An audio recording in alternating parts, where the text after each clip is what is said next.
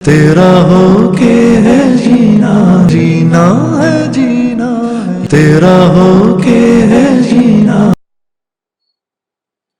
ہم سب مسلمانوں کا ایمان ہے کہ حضرت محمد الرسول اللہ صلی اللہ علیہ وسلم ہی اللہ تعالیٰ کے آخری نبی ہیں۔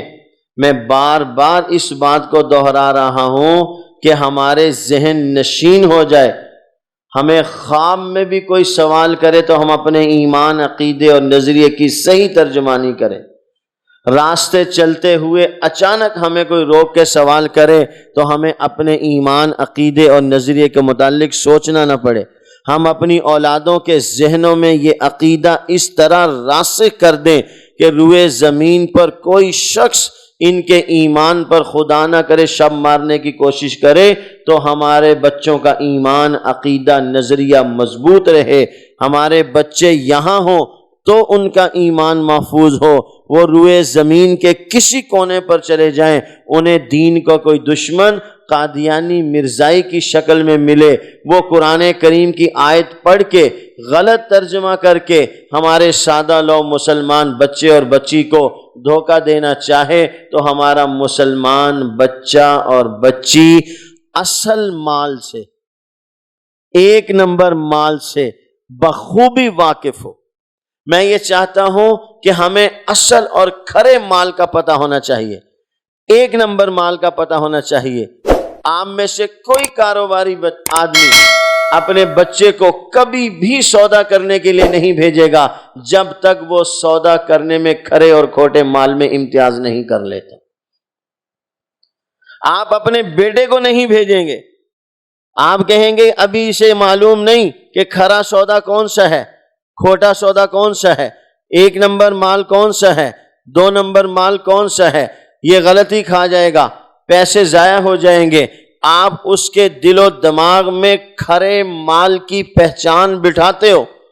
بار بار اسے اپنے ساتھ لے کر جاتے ہو، اس کا تجربہ کرواتے ہو، اس کا مشاہدہ کرواتے ہو، اس کا ایکسپیرینس بناتے ہو کہ تمہارا تجربہ ہو جائے۔ ابھی تم دیکھو کہ میں کیسے ڈیل کرتا ہوں، کون سا مال لیتا ہوں، کیا تمہیں دکھاتا ہوں۔ جب ماں باپ کو یقین ہو جاتا ہے کہ ہمارا بچہ اس قابل ہو گیا ہے کہ اس کے سامنے 10 قسم کا مال رکھا جائے تو یہ پہچان لے گا یہ 1 نمبر ہے، یہ 2 نمبر ہے، یہ 10 نمبر ہے، اب کوئی مذائقہ نہیں، اسے سودا کرنے کے لیے بھیج دیا جائے۔ ہم اپنی اولادوں کو 1 نمبر مال، کھرا مال، اللہ کے نبی صلی اللہ علیہ وسلم کی ختم نبوت کا عقیدہ، حضور علیہ السلام کی عظمت، حضور علیہ السلام کی رفعت اور منقبت، اس انداز میں اپنی اولادوں کے دلوں میں بٹھا دیں کہ وہ یہاں سے دنیا کے کسی کونے پہ چلے جائیں، کوئی ایمان کا دشمن قادیانی مرزائی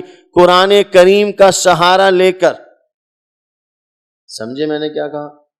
قرآن کریم کا سہارا لے کر، حدیث پیغمبر کا سہارا لے کر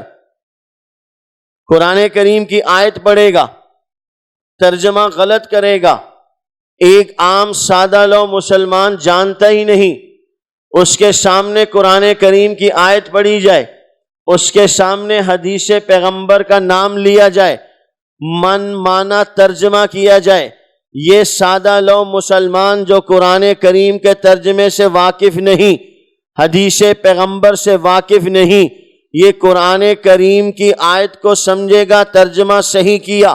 حدیث کو سن کے سمجھے گا ترجمہ صحیح کیا، یہ اس کی بات کو قبول کر لے گا۔ جب میں اور آپ قرآن کریم کی روشنی میں، حدیث پیغمبر کی روشنی میں، آثار صحابہ کی روشنی میں، تعامل امت کی روشنی میں، عقل اور قیاس کی روشنی میں اپنی نوجوان نسل کے دل و دماغ پر حضرت صلی اللہ علیہ وسلم کی خاتمیت کا عقیدہ، حضرت صلی اللہ علیہ وسلم کی عظمت،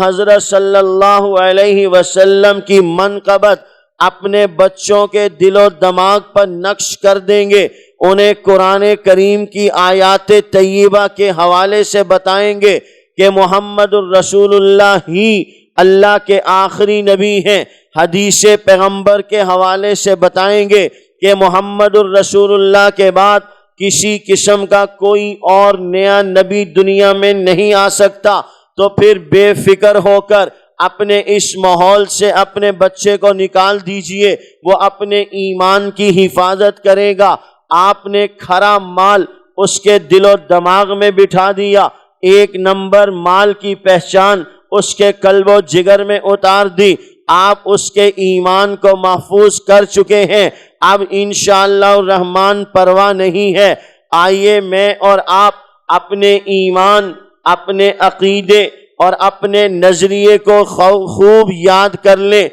حضرت محمد الرسول اللہ صلی اللہ علیہ وسلم ہی اللہ تعالیٰ کے آخری نبی ہیں۔ آپ علیہ السلام کے بعد قیامت کی صبح تک کسی اور فرد بشر کو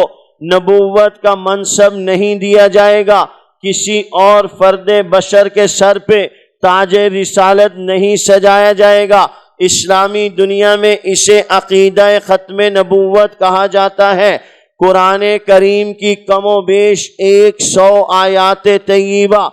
200 سے